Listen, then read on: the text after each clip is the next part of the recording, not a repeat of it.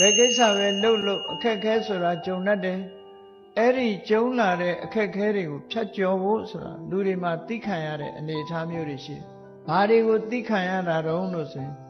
ယာတိဥရုဒံကိုသိခံရတယ်။ကိုယ်နဲ့ဆက်ဆံတဲ့ပုဂ္ဂိုလ်တွေရဲ့အပြောအဆိုကိုလည်းသိခံရတယ်။နော်။ယောဂဝေဒနာဖြစ်ပေါ်လာလို့ရှိရင်လည်းယောဂဝေဒနာကိုသိခံရ။အဲ့ဒီသိခံမှုဆိုတဲ့မျိုးစုံအောင်သိခံ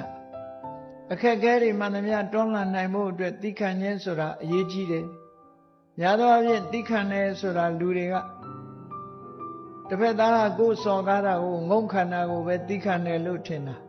တကယ်ကတော့သိခံမှုဆိုဒီမှာစိတ်နှလုံးမတုန်လှုပ်ပဲနဲ့ဘဂတိအနေအထားမပြတ်အောင်ကိုယ်စိတ်ကိုထိန်းချုပ်နိုင်တဲ့စွမ်းရည်တတ္တိတစ်မျိုးကိုသိခံတယ်လို့ခေါ်တာ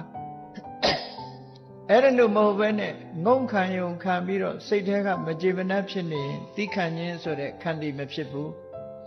သိခံခြင်းဆိုဒီမှာအေး